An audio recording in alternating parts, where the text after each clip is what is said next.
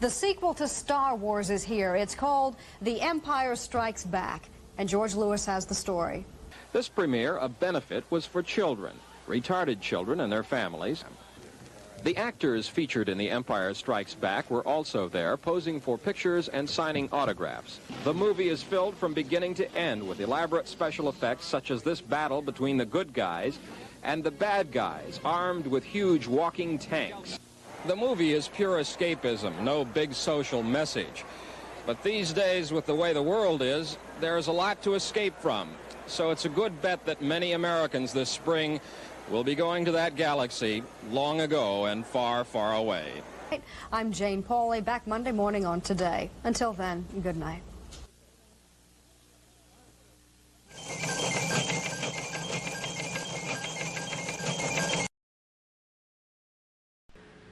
TIE Fighter attack! Sound battle alert! It's Millennium Falcon. You have to put it together. And an Imperial TIE Fighter. Batteries for each not included. Fire laser! Secure the ship! Let's get out of here! Ships and Han Solo action figure all sold separately. He's on my tail! Hang on! Uh-oh! The hit an asteroid! Stop! Yeah! Imperial TIE Fighter, Millennium Falcon, and action figure all sold separately from Kenner's Star Wars, The Empire Strikes Back collection. You're watching Star Wars Day with Bobs.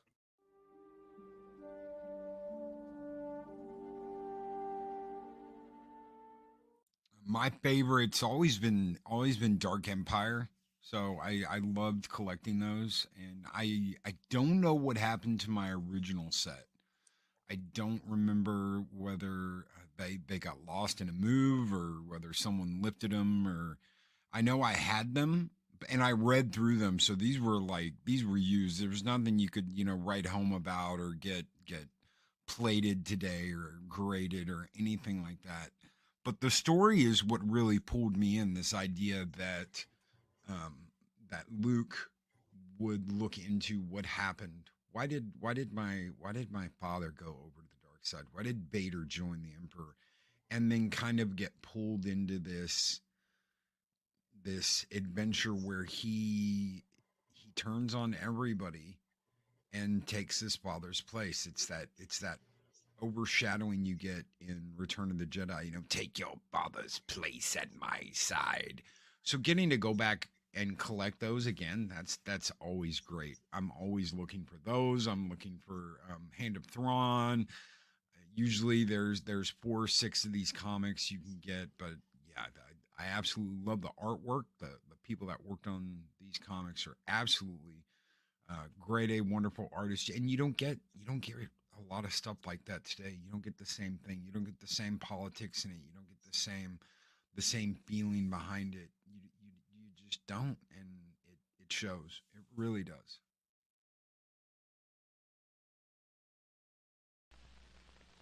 It's Darth Vader! Watch out! And he's got a lightsaber! It's Kenner's new Star Wars action figures, each sold separately. I got you now, Ben Kenobi. With R2-D2 and C-3PO. There's even Chewbacca and Han Solo. Someone's coming, Chewie. Who's there? It's Princess Leia and Luke Skywalker. Now I know the Force is with us. Darth Vader, R2-D2, C-3PO, and other Kenner Star Wars action figures, each sold separately.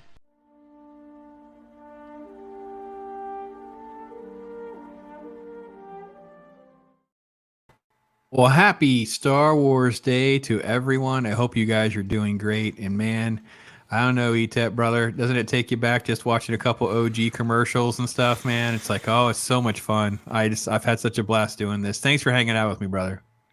Oh, you're absolutely welcome. And thank you for having me. It's great to be here.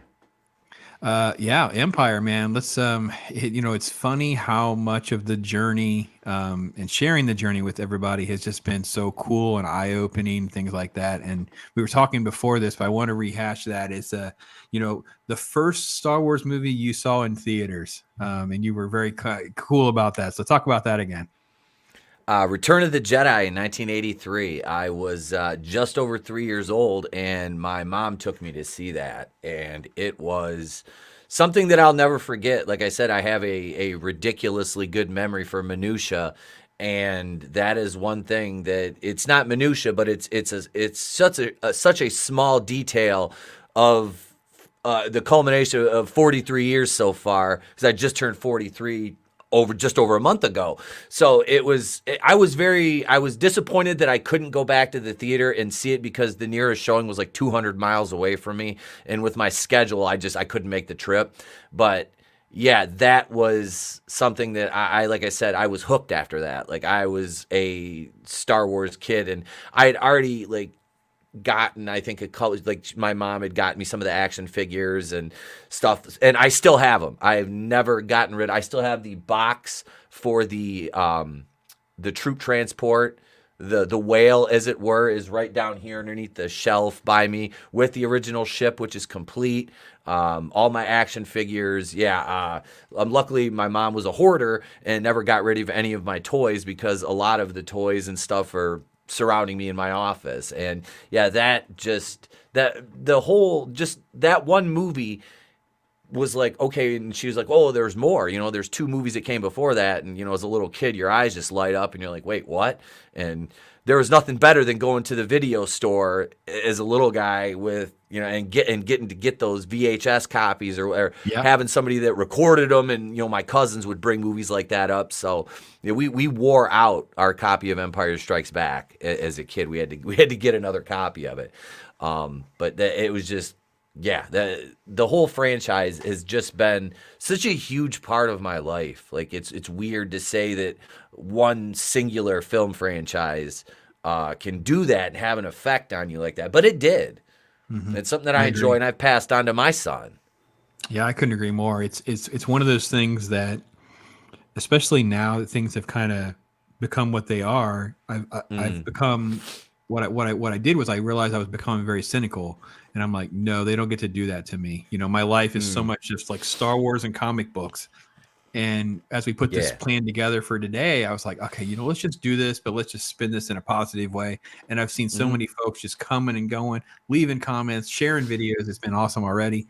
Matt is here. Matt is one of my members. He's been such a great friend and just a cool dude to hang out with. And man, if you need someone on your channel to talk comic books, he is an encyclopedia. Oh my gosh, he makes me feel like a complete noob. Some dude named ETEP is here. I don't know. Anyway, so Mags, of course, the lovely Mags. Oh my gosh, Mags, you're such a blessing, lady. Thank you so much for everything you do. She will be on my panel tonight talking Return of the Jedi, 40th anniversary. And Mags, of course, she did a Star Wars Day panel with me last year, my first sort of year with Pop. So Matt says, yeah, his mom was a hand-me-downer. All my cool stuff kept getting passed along to the younger cousins. Oh boy, there you go. Oh. Yeah. Larry's like watching commercials. Larry, we got them loaded up, buddy. ETEP wants to point to one. I got a commercial ready for you. I probably have 100 commercials on my laptop right now. It's completely insane. When this whole next 4 days, because I'm off work, I got to pick up my grandkids. I'll spend most of my time trying to clean my laptop up from the fallout of all this crazy stuff out there. So. Low Spec is hanging out. Awesome. Whitechapel, my brother. Awesome, buddy. Thank you so much. Bags throwing down links. Appreciate you. Shield Wall. Yeah, that's it, man. Bouncing around, supporting. I appreciate you, man. Pat ass. Man, behind the scenes, Pat, you're rocking and rolling, man. Thank you for everything you've been doing, man. Appreciate it. So Bobby, oh man, Bobby, dude, thank you so much. Pop's taking over YouTube. Well, we'll see how long the algorithm will let me play nice. We'll see. So make sure you check out ETEP stuff. The links are in the description. Go over there, get yourself plugged in. He's going through a fight with the algorithm. It's Dukes has got to be up. You know how it is, folks, for used content and all the other shenanigans they're pulling. He's one of the latest victims. So let's just support our brother, wrap his arms around him. No, he's good to go. Padawan be making an appearance later on. Video with Padawan. Talk about a show and tell. Dude with toys. Oh my gosh, we could have spent 3 to 4 hours trying to get through toys with this man. We scratched the surface of some pretty cool stuff. So hopefully you find some stuff there to hang out with us on that. So, ETEP, isn't it crazy to think?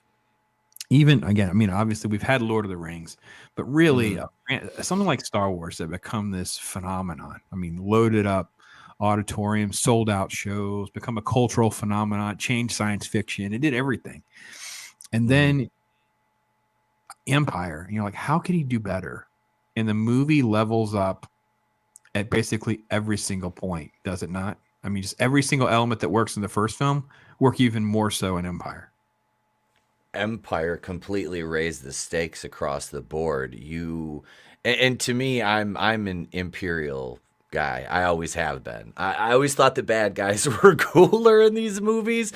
Just it's not you gotta have a good villain, or you can't have a good. So like Yep. the reason that Thanos works because he's the coolest villain so far, right? You gotta have this build up, backstory, details, stuff like that.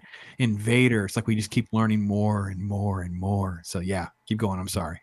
No, you're fine. No, yeah, Darth Vader and the development he got in Empire, and I mean, we get to see, the bounty hunters on the bridge, and it's just, I just read the Tales of the Bounty Hunters EU novel from '96 to my son, and it's like those stories were so good, and those characters, it's like we just got a visual of them in Empire, and it's like as a kid you're like, wait, who's that? You get this lineup of just these different looking, you've got aliens and droids, and it's like, wait. And yeah, like the way Vader kind of, I would say, presented himself in this, and then the entire Hoth, I want to build a Hoth model, like a landscape for my figures and stuff like that. Because I have, and I'll show it later, I have a lot of Hoth collectibles. Because Empire is not, like I said, not only my favorite Star Wars movie, but it's pretty much my favorite movie overall. And I hold it up there as close to a perfect film as you can get. And in the middle of probably one of the best film trilogies ever. That's saying a lot. I like how you see the evil, the dark side kind of get the W here during the movie. And it's like they're almost one step ahead. You still have that glimmer of hope. And for me, with my background in wrestling, it's like it's good storytelling. And that's where I want to go. It's just good storytelling, because it's like your villains are believable as villains. They're strong. You can see that they can defeat our protagonists, and the battle on Hoth is evidence of that. It's like, the rebellion is entrenched on Hoth, and in comes. Now, one thing that I really, really, really missed in this, and I wish they could have had the technology at the time, but I don't want to see any re-edits or anything like that, would have been the landing craft bringing in the Imperial walkers. Yeah. And bringing them in that sequence where the troops are disembarking, and that would, but the battle we got was phenomenal because it was legitimately shot outdoors in the elements. And they said, I can't remember how many of the extras got frostbite, and a lot of them were actual soldiers, which I thought added a very cool element to it. Because I wish that sequence would have stretched out longer. I really do, because I was so intrigued by that entire battle. The shot that always impresses me the most with that sequence, every time I watch it, I'm always just blown away by this quick shot. It's when he's pulling up the monocular and he looks, and you get the foot. It's this one shot. I thought to myself, in 1979, someone was smart enough to say, we need this shot. Golly, that's the money right there. Like, you just had someone smart enough to go, listen, this gives you perspective of scale, and the fear emotion rises, the anxiety starts setting in. You're like, what are we dealing with? It's just a quick shot, but it gives you so much information for the story to move forward as we head into an actual conflict. So good. Mr. Buckrat Media hopping in. Hey, brother. All right. Matt says, one of the things the Empire had going for it was the 70s was more or less the birth of franchises as a major concept outside of Godzilla and James Bond. And people began eagerly anticipating sequels. Well, it really was kind of like the Star Wars phenomenon that kind of created a more social acceptance of sequels. Because with Planet of the Apes, we had them, but it was like a deterioration of budget each time, and that's what you see in the quality deterioration with Planet of the Apes. So yeah, I couldn't agree more, Matt. And once you get to Raiders, which happens the year after this, it was like, oh well, there's going to be another movie, right? It's like we're going to get more of these adventures, right? So yeah, I agree. Fair enough. What do AT-AT landing crafts look like? Well, from what I understand, right, just Star Destroyers have room for AT-AT, so we could have just had something that would have even just something as rudimentary as Star Destroyers, because they hold several. Yeah. So they have illustrations of some of them, but I'm not sure if they're supposed to be from the newer, the newer Star Wars, or because you still have the AT-ATs. I have a deviant art image of kind of one right here. But you can tell they disembark from probably like the loading bays of the Star Destroyers, which that would have been cool, seeing them loading those up and getting ready. You know how they prep for their launch. Here's what I found right here. I'll just share that. This is it's kind of neat because it shows they each hold 2 of the AT-ATs. Oh, that's kind of cool. I had never seen that before. Yeah. That is kind of interesting. I never would have thought that would be the way they would. Yeah, that's interesting.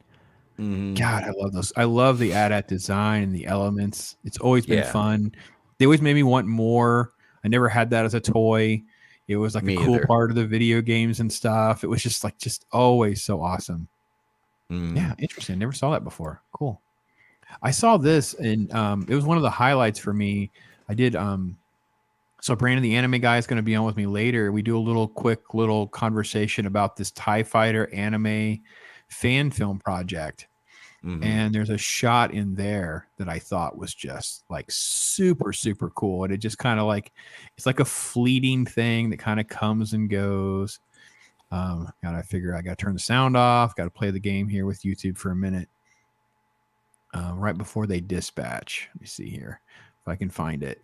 First off, the art on the way they handled making this an anime project is truly spectacular. But before we get to the space shot on the Star Destroyer, there's one shot of them having an AT-AT back up. And I'm like, oh, that's really cool. So let me see if they got it, if it's coming up. Sorry, I don't know this short by heart. Like, it's a new Star Wars product for me. It's like something I didn't really know much about, so I don't know where it is. But there's a quick little shot in here, guys, of this little moment with the AT-ATs. It's got to be right around here because they got to be before they disembark. I hate when I'm so boomering it all over the map. I should have had this planned out better, but and it kind of had the scale, like the inside the Star Destroyer, there's all this room. Don't think it was anywhere else in the story. It had to be pretty early on. But yeah, no, the thing that you showed with the delivery thing of flying them in like by twos, that's kind of interesting. I would never have thought that in the grand scheme of all this, but yeah, cool. The Imperial stuff, it's just done so well. You just want to know and learn more about how operations are and things like that. Yeah, very good. Yeah, very cool. That's that's what a good franchise does. It draws you in with the little things. You want to see more of that world. You want to, be entrenched in the world of it, so you can kind of explore those things. And it does. It leaves a lot to the imagination. There's a lot of headcanon that goes into franchises like Star Wars, and that's I think I'm just now getting into the EU too. I was never in. I have like 1 or 2 comics from when I was a kid. But I was never much of a comic reader when I was young. Like, I have some, but not a lot. I never read anything, on a regular basis. I've gotten into it more now because my father-in-law is an avid comic collector. So, he gives a lot of them to my son. So I have them all boxed up for him.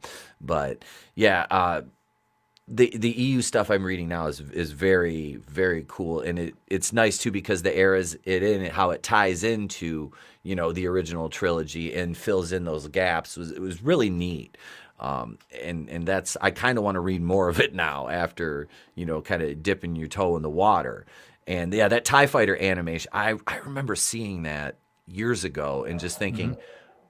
Wow, because it was right after that they came out with Star Wars Resistance, and I'm looking at that animation and looking at the TIE Fighter going like, why don't you hire these people? Yeah, like, it was like just a passion project by this guy. Yeah. It's like just a passion project. I'm like, holy cow. Did an amazing job. Yeah, I don't have the link handy, guys. It's just type in TIE Fighter anime film. It's a short 7 minutes. And it'll just go for you there. So it's really easy to find. I do it on Brandon with the anime guy, that little video I do later today. That link will be in that description when we talk about it. We kind of go through it in a lot more detail for sure. So Yeah, ETEP, I agree with what Max says here. I didn't know it was called EU until much later. Just perfectly knew other stories existed. Definitely knew the games, though. Yeah. No, I think that it's fun, too, because because of this, I revisited the Thrawn books, and I found the comic books. I was like, man, I haven't read these comic books in a minute. And it was funny because I kind of forgot that they did 6 issues for Heir to the Empire. They did 6 issues for Dark Ray, because Heir to the Empire just ends. And I'm like, wait, where's the rest of the story? I'm like, oh, wait, there are actually multiple comics that came out a year apart. And yeah, just the whole world was so interesting. And like you said, it's stuff that will pull you in. You see Thrawn, but you don't know too much. You learn about this, but you don't know too much. And here with, as the story kind of transgresses beyond Hoth, right? The Falcon goes out into the meteor shower, and you're seeing what always made Star Wars so much more interesting than other IP, where that they would say, all right, well, we need this creature to damage the Falcon. What could we come up with? And they have these interesting designs, and they're actually not on an asteroid. They're actually inside a creature on an asteroid. Things like that. It's like, see, that's just brilliant. There's just so many layers to that. Like you said, I want to know more. It strikes my imagination to keep me wanting more. Yeah. The asteroid scene is really cool. I love that. And it just made me want I don't have a Millennium Falcon, and I will get one. I need one because I have Slave One. I've got the TIE Fighter. It's like, we need Millennium Falcon. We need the Millennium Falcon. But just that scene where he detaches from the back of the Star Destroyer, and then all of a sudden you see Boba Fett's ship just kind of, in the back. I was like, oh, like he's not as slick as he thinks he is. No. But that was, and man, Harrison Ford, just amazing. Like his Han Solo is, and it's great because like my wife was not a Star Wars fan before we got together, and I started watching them with her, and like she's a huge prequel fan now. Like she loved because she liked Ewan McGregor as Obi-Wan, and like so she got into that more now, and it's like I've gotten her a couple, like she's got the some Han Solo hoodies and stuff. I got her, but she has the one that says "I know" on it. Like I was like that works. She digs that, but it's like we have those. Actually, I brought some shirts to change into or whatever, and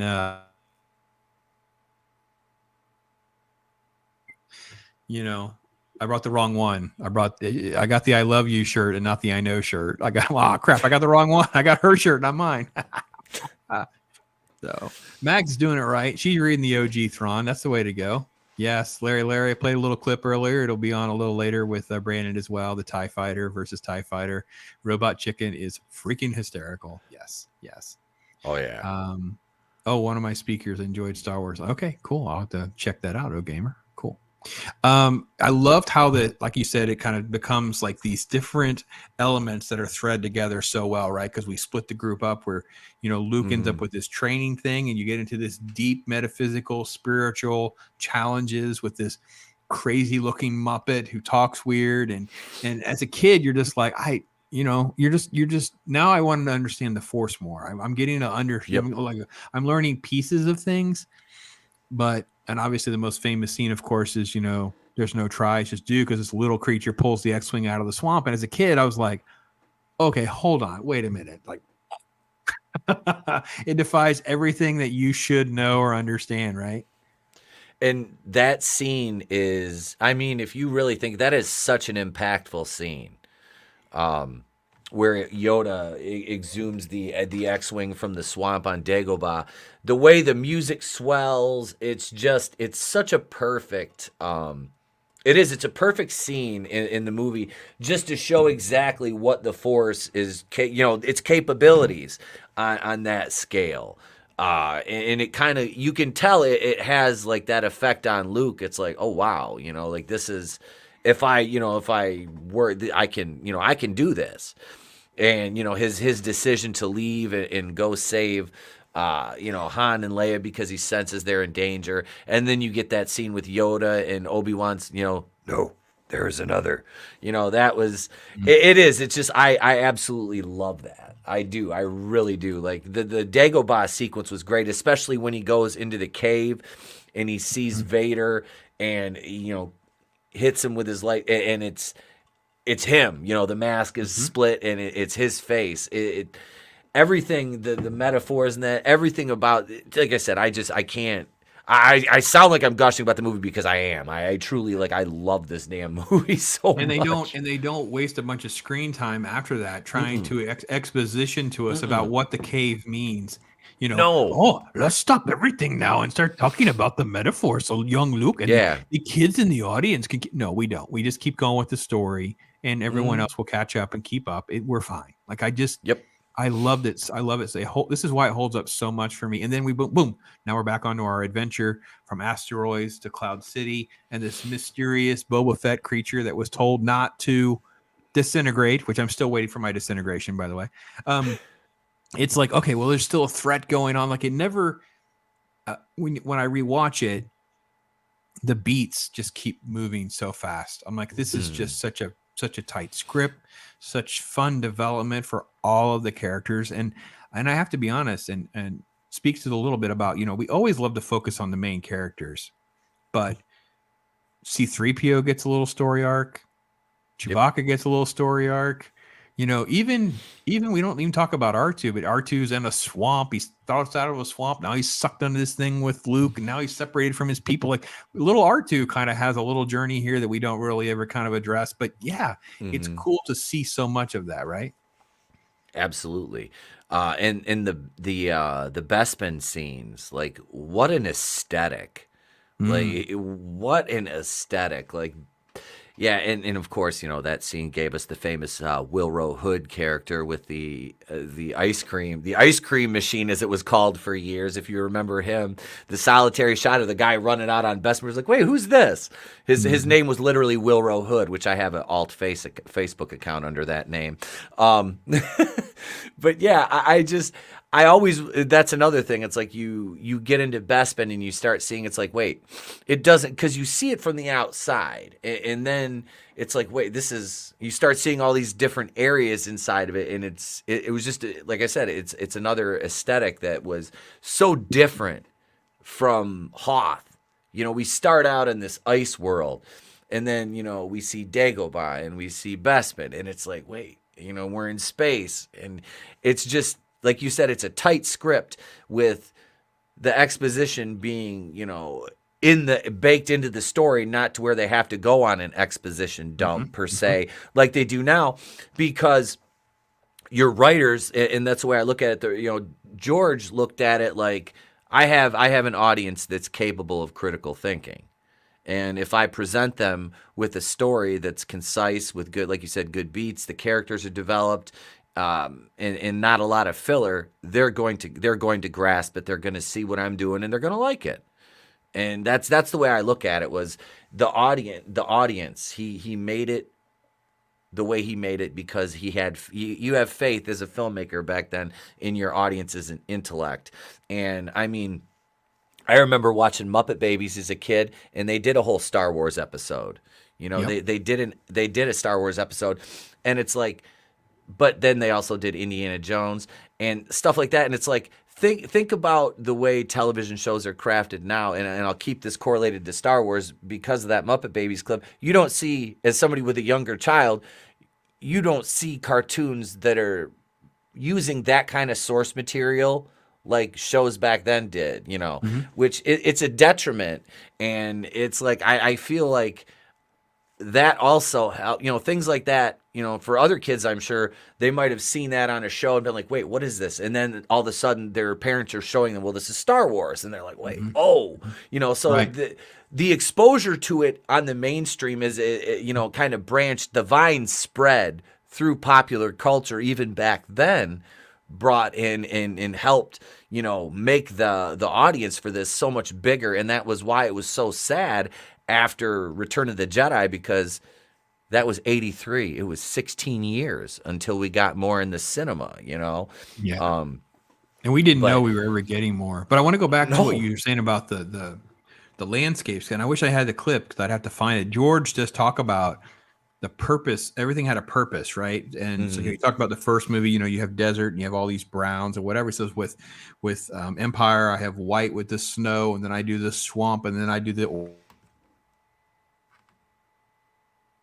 He purposely went back to, we're going to have some sand, but then we're going to do the jungle. We're going to have greens. And yeah, so it's like, it's so much effort and thought is put into the visceral reaction that you're going to have to all of that. Like, it's not some uniform, bland, generic adventure because we stay in one planet in this giant galaxy. No. It's going to be an adventure because you're going to constantly have these different aesthetics that are thrown in your way with different ships and characters. I mean, like Lobot.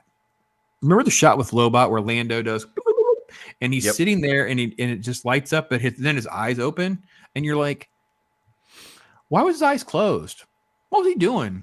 Who's Lobot? Like you just like, it's little things that we don't have to have a conversation about. We just create a world where this stuff just exists, and you become so curious into what that means. And this morning, like Angry Canadian was talking about, the Lego encyclopedia was part of his gateway drug because he was more like a Lego Star Wars guy. That's what got him in. And it's like all these sort of like character pages in this encyclopedia. I'm like, that was the same for us. Ours just happened to be on trading cards before they were on encyclopedias. Yep. Oh yeah, it's so good. It's so much fun. It was when you get to the scene when Boba Fett's there. Obviously, Vader pulls the gun out of Han's hand, but we get to torture. And I thought to myself, we get a little bit of that illusion in that scene with New Hope with like the truth serum, basically. Yeah. And then we get to like Han's going to be tortured on the electric machine. He can't really walk when they throw him into the cell. And I'm like, when I rewatch it, I think to myself, as a kid, I got that bad things were happening, but I didn't get they're being tortured. Like, I get it. Like, it's so smart to come up with a clever way of giving you a little bit, but not diverting yourself from being inappropriate for kids. Like, trying to keep your foot into both lanes. Mm-hmm. And that was the brilliance of the filmmaking on the part of George back then. It's like he knew how to toe that line. He did. It was like, because you look at a lot of the allegorical things in Star Wars are, juxtaposed from things in society at the time, but it never, the message never overshadowed, or the allegory never overshadowed the escapism. And that's the beauty of the original Star Wars movies, is it is pure fantasy escapism.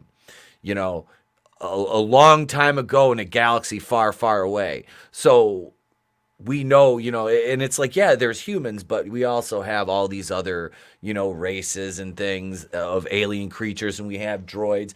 So that was the beautiful thing about it. When he did make an allegory, it was something that was, I look at it more of like, for like it was like a teaching moment, or you know what I mean? Yeah, it was like, yeah, yes, it's not, hey, I'm gonna be ham-fisted with my writing if I'm trying to put these kind of things in. No, it was, hey, look, this is here. I'm going to present it, and we're going to move on with the story. And that's it. Never derails anything, because the between the Empire and like your military-industrial complex, absolutely, there's a huge parallel. But like I said, never overshadowed once, and it never makes you look at the Empire like in a real world sense. I always look at them like, oh, they're just the bad guys. Why are they bad? Because they want to take over, and they, that it's obviously an allegory, but like I said, it's good writing, and it just worked, and it flowed, and you buy into the characters, and you can still look at Darth. Like I said, as a kid, I still look at Darth Vader like, he is so cool. Same thing with Boba Fett. Like it was, and that's one thing. And I don't want to get on the minor stuff at all, but as somebody who really, really, really liked Boba Fett as a kid, he was so mysterious, and I will just say, I wish he would have stayed that way. Yeah, I really wish. I do a video. It's right after this when we're done, and it may actually start before we're done. It starts at noon.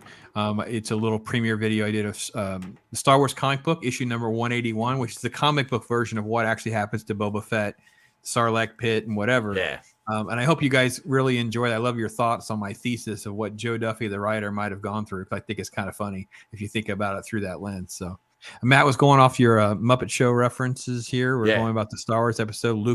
Luke not being available and having Mark Hamill sub in. It's funny. It's great. I forgot about that part of the twist. That's so funny. Yeah, Mag's out there doing her thing. I appreciate that, by the way. You know, and I really, it's one of those things too, where with Empire, I could have like 20 minutes to spare. I can get through like my Hoth battle. I could jump to my Cloud City stuff, because when they freeze Han in the carbonite, it's one of the most freshest scenes for me in all of it, because you have all these like cool colors and lights and Ugnaughts and hoses and gas, and Chewie freaks out. It's like, oh, you have to take care of Leia, and Lando is like, is he good? Is he bad? Is he white? It's like you have so many things, and you have Boba. Of course, Boba's like, he's no good to me, dead. You know, that kind of stuff. And it's like, my gosh, this is so rich of screen time. There's just so much screen time of stuff that's so good. Yeah, and I don't know. I know when you talked about it being your favorite film of all time, I get it. I totally get it. So, is it because Irvin Kushner took over the direction and gave George a chance to allow the story to breathe? What do you think the impact of Irvin Kushner is on this film? I think it had all the impact on it, for the reason that's exactly what I was going to say. It gave George that pause he needed to, like you said, this story, this really expanded and broadened everything. And the result was pure success. I mean, this is Irvin Kershner. Yeah, I don't think is there anybody else who could have done this movie? I don't like to think about it. I just like to take it for the beauty of what it is. Like, I hate people who do, sorry, I don't hate people. I hate that when I see people, here's a movie trailer as though it was done in what I'm like, I don't know. When it's so great, I'm like, can we just appreciate it for the art that it is? It's like, I don't really usually enjoy those kinds of things. It's just not that's not my shtick, man. I just don't get into that. And with what Irvin's kind of like a forgotten name in all of this, right? He's like a name that doesn't get the credit he gets, because if we don't have this sort of like level up with Empire, does this become a thing? Like, this become such a serious journey full of like you said earlier, like everybody has stakes. Everyone's got stuff going on, man. This is crazy. And just beautifully done. Right. Yeah, you almost absolutely, it was imperative that the Empire kind of come out with the win at the end of this one, you know, going into the rubber match of the trilogy, you know, which is Return of the Jedi, because it gave them that much more. It gave, you know, the audience left at the end of it like, you know, okay, you know, the heroes are okay, but the rebellion is on the retreat. You know, they didn't blow up a Death Star at the end of this one. You know, they're kind of licking their wounds a bit, but you know, they're there, and there's a glimmer of hope for them. But you know, Han is captured. You know, it's just, yeah. If you look at it in a modern, a comparison, I guess, would be Avengers: Infinity War. If you take, I would say, take Endgame out of the equation and just look, or even if you take Ultron in Infinity War and Endgame, and you look at it like that, or even take Age of Ultron out, like a lot of people aren't fans of that. Infinity War and Empire Infinity War is I think it's a phenomenal movie. It's nowhere near as good as The Empire Strikes Back. I mean, it has way, way, way, way more faults. But I still absolutely love the movie for what it tried. And I don't know if it was, but I find it inspired by that, because the evil at the end rules the day. You know, the snap and half of Earth's life is gone. Empire, I mean, the Imperial forces they've got Han Solo, they've got everybody's on the run. You know, they're scattered out, and it's like there's hope, but is there? That's kind of that, and that's kind of what I got with Infinity War. You know, of course, because like you say, there's hope, but you don't you're curious. We're back to curiosity, right? They don't want to. They don't spoon feed you anything that lets you know. It's like, well, Han and Chewie are doing something. Luke's gonna be alive. Han's gone. It's like you have some hope, but you know you're wanting more because you don't have things spoon fed to you of what's going to happen. And of course, we're not even getting to like, there's not even really a reason to spin our wheels on the big twist and who knew and didn't know. And, we were talking about this morning on this morning stream about David Prowse briefly. And, he didn't even know, he read the lines, Obi-Wan killed your father. No. And it's like only Kurtz and Lucas. I mean, obviously James Earl Jones knew, but I don't even know there's anyone else that knew of this big change to the story. Right. And you're like, holy cow. Like you said, the main character's dad is the bad guy. Yeah. The dude's entire journey is to become a Jedi, which is on the path to what happened with his father. Like, that is some deep, heavy, cool stuff, man. That's some good stuff. Yeah. And then you're left with like, well, how does the protagonist move forward and defeat evil when the evil is his father? And he just,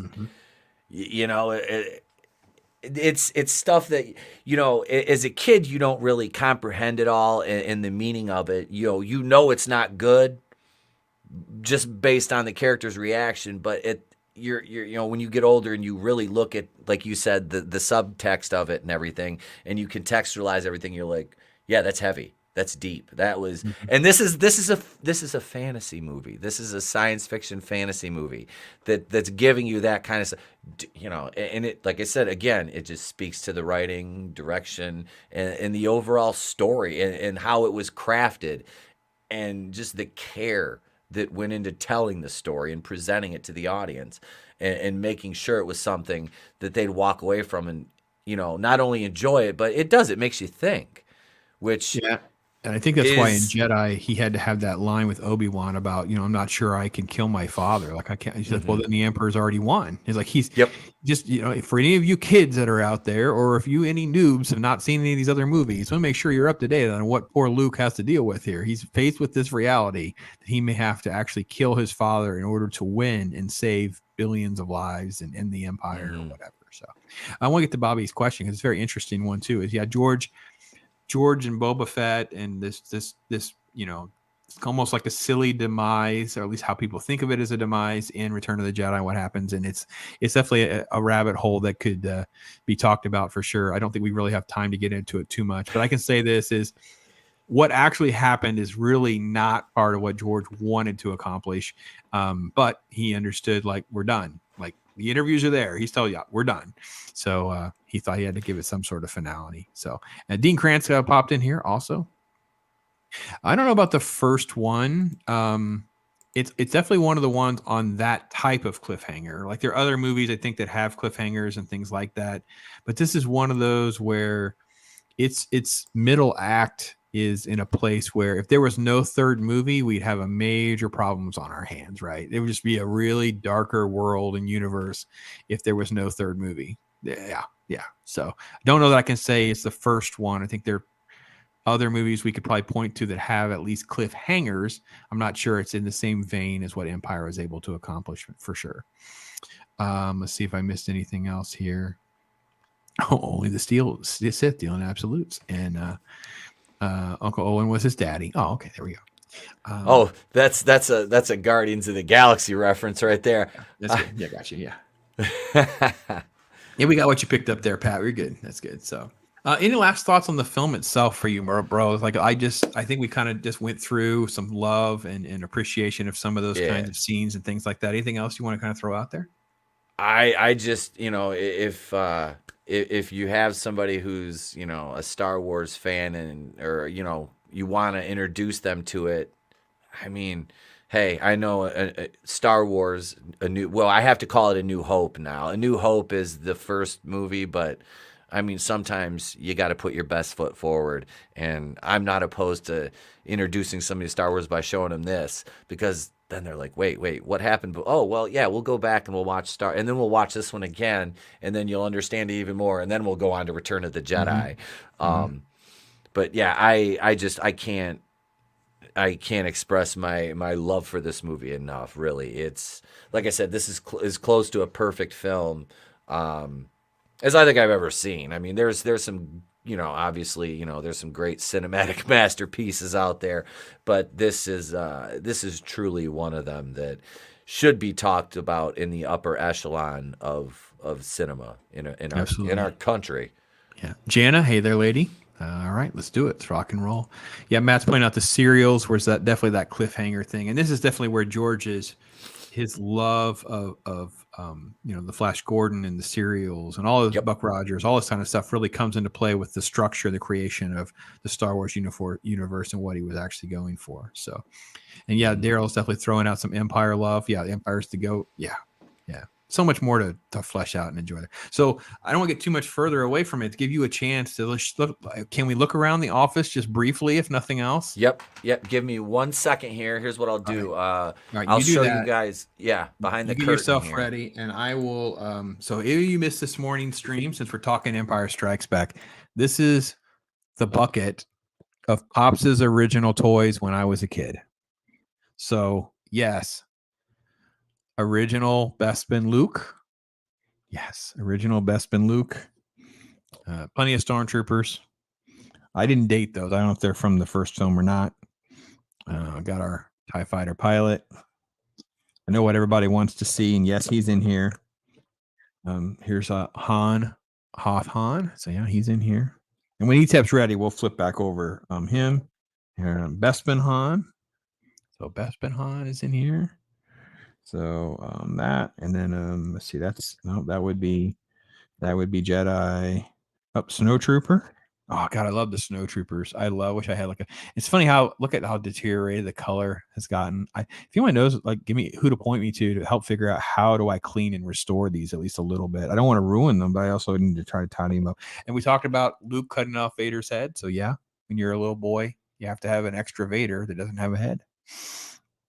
But yeah, the one everybody wants to talk about, everybody wants to see. Yes, that is my original one. Non-negotiable, can't go anywhere. Yeah, I gave my son some stuff, but reality was this is still with me. That was mine. It's fair. It's not, obviously. It's not. There's no rocket launchers went to kids. Someone did those somewhere else. So, but I got a Bosk. I have an IG-88. I had these are my original figures. So I thought we'd show that. So nice. All right, we are behind the scenes in the ETEP castle. Yes, we're. I just grabbed a couple off the shelf. Look at that. The original one. Yep. The decals. I don't have the ramp, but this it comes. The back. My dog's barking upstairs. Somebody's probably walking by. But yeah, this gimmick still comes off back here. The rear hatch. It would stop fighting with me.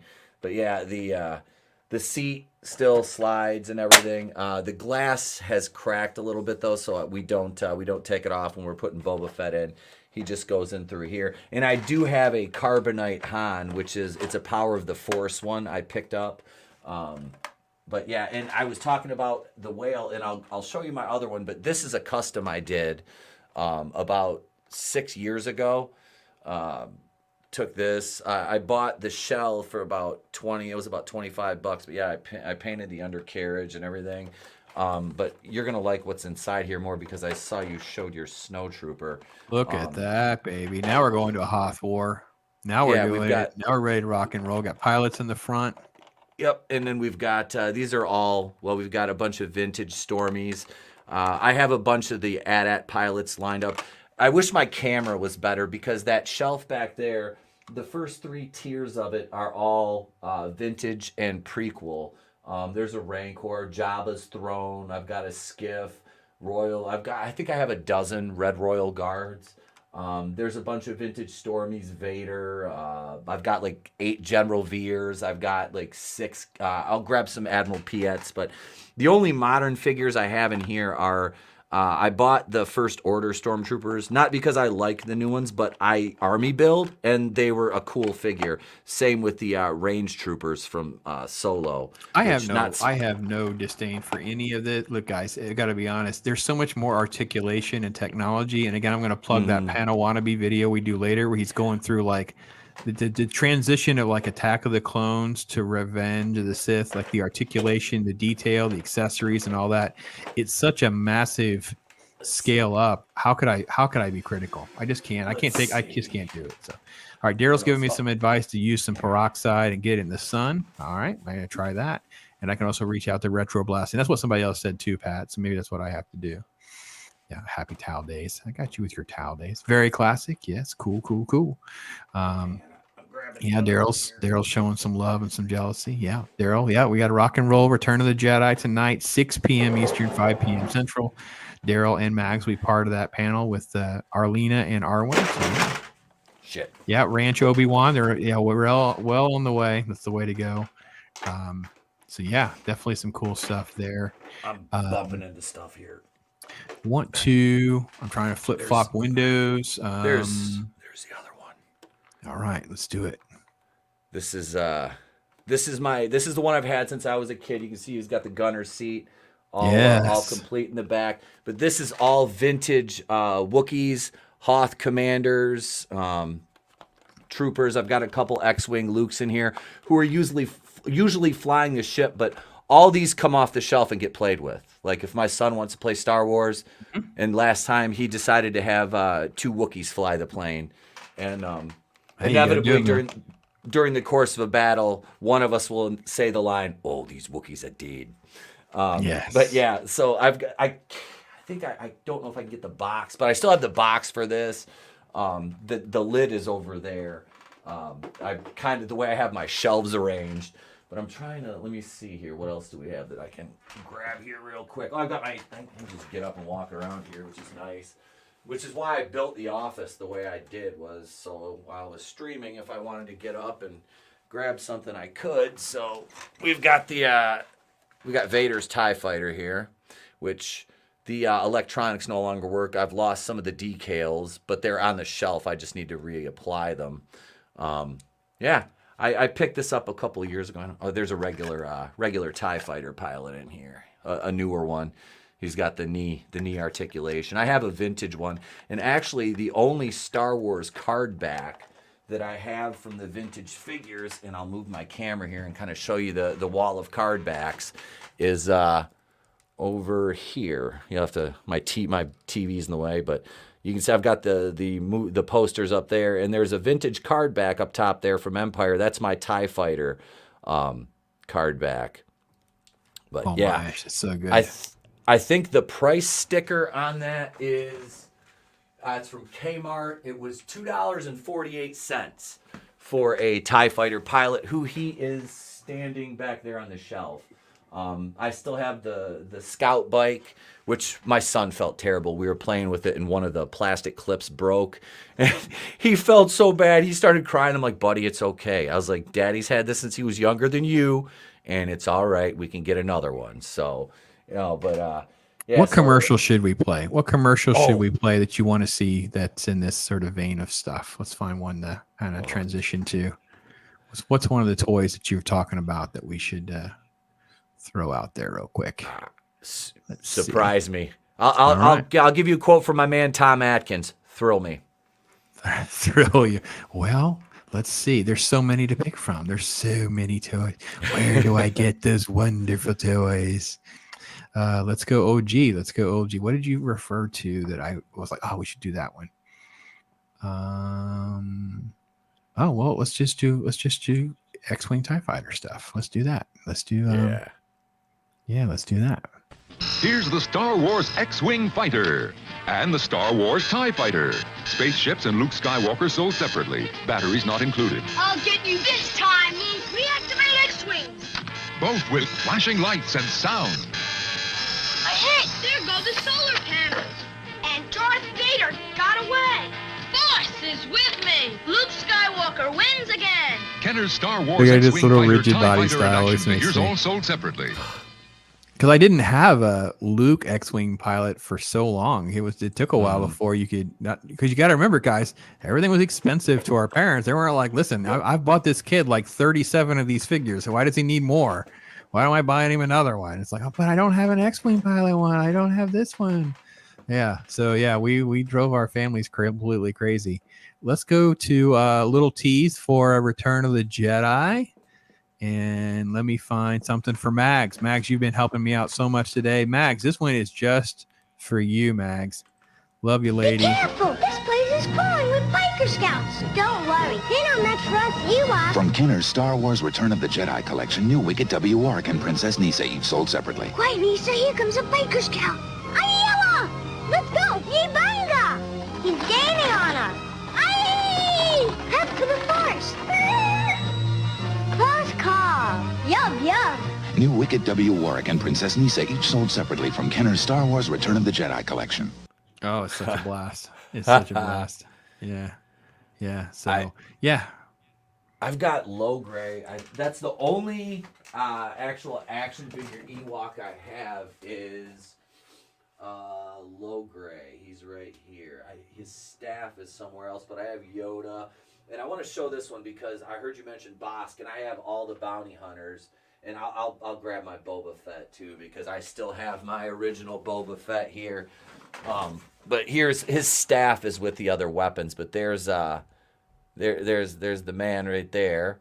That's so cool. We got here's my Boba Fett, which he's very, very, very, very, very played with.